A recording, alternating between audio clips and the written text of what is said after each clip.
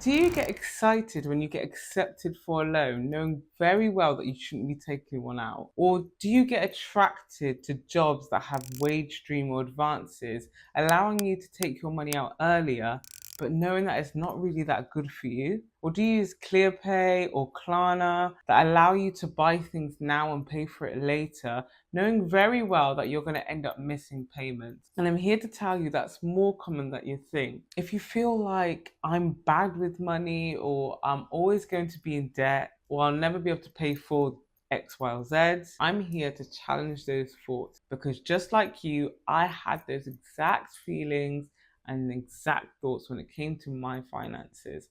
And I'm here to let you know it's not the end of your story. A lot of us has a set financial identity where we tell ourselves a story, where we're telling ourselves a story of who we are, which leads to these emotions of excitement to things that are only going to make our financial situation worse. Because we have these number of thoughts on our finances that almost keeps us on this hamster wheel of getting money, spending money, borrowing money, missing payments, and it just keeps going on. The fact that you're even here listening to this means that you have some sort of awareness, and that really is the first step. Actually being aware that there's a problem, because a lot of us will go through life unaware of the issues or unaware of the things that are keeping us in the cycle that we're in. If you're aware that my thought process on my finances is not where it needs to be, then congratulations, you are on your way to making a change when it comes to your situation. And that's what it took for me. It took for me to be self aware that what I was doing, what I was thinking, what I thought about myself wasn't right if I really wanted to improve my finances. And I used to be exactly that way. I identified myself as someone that was bad with money. So, taking out a loan, I'm someone that's bad with money. I need to take out loans. And if I need to take multiple loans out, well, that's normal. I'm not good with money. If my credit's not good, it's fine. It aligns with my thought process, it aligns with what I think about myself. And I almost become disillusioned to the fact that I'm kind of digging a deeper hole for myself. So I had to stop. I literally had to stop myself and actually look at my situation from A to Z, from top to bottom. Everything. Look at everything. Look at where I was financially, where my money was going, what I was spending my money on, what I was borrowing, what I had missed, the debt that I had built. I had to look at everything. And it's not a pretty picture. And it was hard. It's very hard. And I don't think people really speak to how hard it is to transition from being kind of safe in that bubble of borrowing and kind of just being bad with money, or not understanding what you can do to better your circumstances or better manage your finances, just in this is it kind of state, to then facing it, to finally waking up, to looking at what your financials have actually become, what your reality is, and sitting there and dealing with it emotionally. It's a big thing. It's a big thing to just see or say to yourself, you know, I can't keep doing this. I can't keep borrowing. I can't keep using ClearPay. I can't keep using Klarna. I can't keep taking out loans. I can't keep spending on things that aren't adding value to myself, or can't keep taking out my savings. I have to start saving, for one, because at the beginning I didn't save. I wasn't saving. So it's very important that we just have that awareness. And that's all I want you to do, to be aware. Maybe you're not aware. Maybe this is planting a seed, but if that's the case, then that's good. And awareness is the key. If you have awareness that there is a problem, then you have the ability to then take the next step to fixing it. So when I was in that financial identity that I was bad with money, I used to fall for the traps of chasing that quick fix, get rich quick scheme. That was a tongue twister. All the hacks, the money hacks, the side hustles. It was literally just a case of me being desperate just to get money and thinking that was going to fix the issue, and not really looking at the underlying issue of fixing how I saw myself when it came to my finances. I even earning more money in my jobs. I went from being a waitress and then ended up going into management, and even that didn't fix the underlying issue that was my financial identity. And I don't think until you face yourself and how you think about yourself when it comes to finance and truly look into what your relationship with money is and what you feel you deserve as a person, what you're capable of, I don't think anything or any amount of money will help. We hear many stories where people have won the lottery and blown it within a year because, again, it stems back to that core belief of who you are. And I'm here to tell you that your financial identity of you being bad with money is not who you are. That's what you're telling yourself, but it's not true. You just maybe haven't had the system, or you haven't found the thing yet that will help you get to the stage of financial stability. You haven't broken that barrier, that limiting belief that you are someone that can be financially free. It wasn't until I realized that my core belief about myself wasn't true that I started seeing changes in the way I was behaving when it came to my money. And it wasn't easy, and it wasn't just like this. It was very slow. It was painful because it was breaking something that I was used to doing for years. It was a real transformation. It's almost like when you go to the gym, you don't see any results, and you'll work hard and you'll eat good, and then all of a sudden you'll look in the mirror one day and you think, like you start seeing the muscle build, you start seeing the weight loss. It is that kind of concept of like you do have to work hard to get the best result. And this is no different. It's hard work. It's hard work breaking something that you've been doing for years, breaking a thought pattern that you've been living with for years, and sometimes blindly, not even being conscious that this is your thought process. So, like, well done if you are aware. Like, congratulate yourself, and again, always congratulate yourself and be kind to yourself and celebrate the small wins, because we are our biggest cheerleaders, and sometimes we lean on the validation of other people, we lean on the congratulation of other people more than our own. And I think our own voice is so powerful, and we can achieve so much if we back ourselves. So I'm backing you first, so I want you to back yourself second, and just keep going. And anything you've achieved, no matter how small, even if you manage to save £1, that's a massive win if you've never saved anything before. And I want you to congratulate yourself and recognize that this is a step forward. It doesn't matter that it's not £1,000, it's 100 or hundreds of pounds. The fact that it's more than where you were, maybe this time last year, this time last month, it's an achievement. And I want you to recognize that. And it's again something that will help you and keep you going, because sometimes we rely on that external motivate, that external validation, that motivation, and it's not always going to be there. We're not going to always have someone there to say, well done, giving us a round of applause, or we're not always going to feel motivated to do this. We're not going to be inspired. So we need to start training ourselves in backing ourselves. When we're in the mirror in the morning, congratulate yourself and tell yourself, well done for saving £1, or well done for not buying that takeout when you really wanted to. Instead, you went to the grocery and bought something that would last you a few days.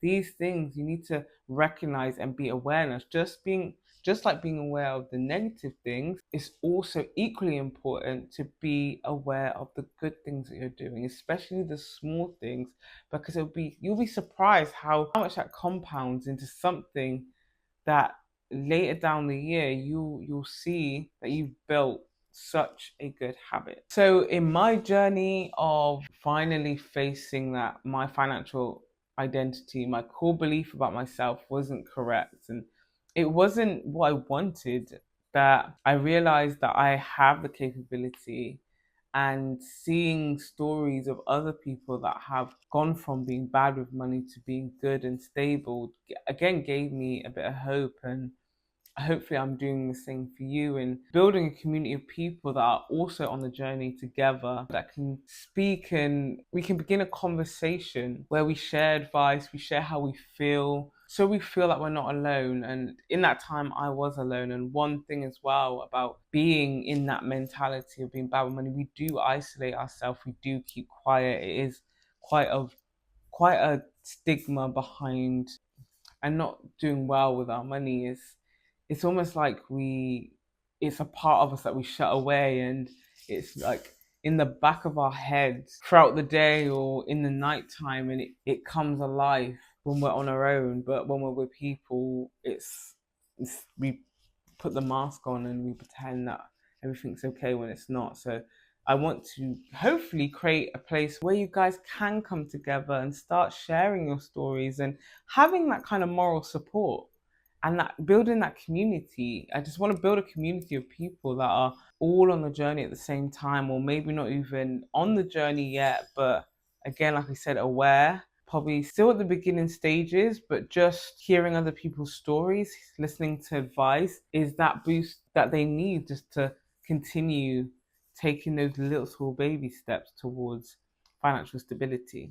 So on my journey, I created a solution, and this came from like lots of trial and error. Like I said, I went down the quick fix route, and I come from a hospitality background, so my pay wasn't even straightforward. I didn't have a set salary every month, and that was another reason why my finances weren't well. I was literally just hoping for the best when my pay came in. And sometimes, if you work in retail or if you work in hospitality, you kind of rely on your hours, but the business is quite volatile. So we have quiet seasons. So in those seasons, our hours get dropped like that. We lose our hours and we get sent home early. And then when our pay comes in, it's a lot lower than expected. So it tends to like catch us off guard. Being at the beginning where I wasn't great with my money, I used to already be spending it before I got it. I always already had my baskets full. I was already planning what I was going to pay. And it was even more kicking the teeth when your pay would come in and everything you thought you would be able to buy, you couldn't, because you didn't even get enough. I say this to say I kept trial and error, and then I found a framework that I've created and that all my videos are about. It's all I talk about, and hopefully it will help you because it stops you from going through the trial and error like I had to. And especially if you have a variable income, this is specifically for you. Again, anyone can use it, but I made this for people who do not have a consistent income that a lot of budgeting advice kind of assumes. This works with the volatility of having high months and low months. And the first step is see the number. And see the number is basically the most important number I feel you need to know. And a lot of us don't. And again, there's no shame because, again, we don't get the financial education that I feel like we should do when it comes to school. You feel like in some households, money's not even spoken about to the depth that it needs to be. We're not really prepared for the world. We go out and we kind of figure it out, and you're expected to know what to do. So see the number is your survival number.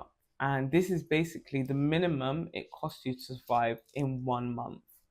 And this covers everything from your rent, your bills, your utilities, food, travel, and any minimum debt payments that you need to pay. These are all your non-negotiable costs. You cannot avoid paying them because they will lead to court action, they will lead to fines, defaults, CCJs, and this is what we don't want. So knowing this number and protecting that amount of money every month, and even if that's all you do, will kind of give you a little bit of relief. Because one of my biggest stress were when I got paid, I would spend my money and then your rent was due, and then you look and you don't have enough. And that's when the panic, that's when the anxiety comes, that's when you feel stressed and you start getting desperate. That's when you start doing the Klarna, that's when you start taking out loans, that's when you start taking out your advances and your wage streams, and it just builds and builds each month. So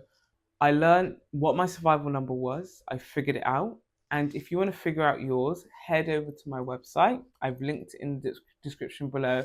And I put a free calculator that helps you work out what your survival number is. So I worked out mine, and once I knew that figure, what I did next was I set up a standing order that took that amount of money out of my account, and I created a separate pot that was called survival number. And from that pot or account, I had all my direct debits go from there. And that meant I didn't even need to think about it. All I knew was I got paid, that amount got moved literally 24 hours after I got paid in a separate pot, safe and sound, not touched, no access to it.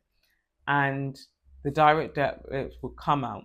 Another good thing is I started setting up all my direct debits as close to my payday as possible. So if I got paid at the end of the month, I had all my direct debits come out on the first. So I knew after the first of the month, all my essential costs were taken care of. So for the rest of the month, maybe I had an odd direct debit for an app here or a subscription there, but I knew what I needed to survive was taken care of, and the peace of mind that I got, I didn't have to think about it, and what was left was pretty much mine to spend. Now, I'm not going to speak about it now, but the next step would be obviously starting to think about your future self and taking some of that money to start building a buffer. But like I said, I won't go too much into that. I do have videos on it at the moment, but I'm going to make some more and goes a bit more into detail. But yeah, this is the first step. So like I said, you can jump over to the website and figure out your survival number. I also have linked a free PDF in the description below where again you can work out your survival number, and I want you to set up a standing order and have that amount come out of your bank 24 to 48 hours after you get paid. And if you can, get all those paid out as direct debit as close to your payday as possible, ideally a few days after, just to cover if you do have any issues with your pay, and forget about it. It's automatic. So again, that's one of the steps on my framework as well, automate the basics. This is one of the basics that you're automating.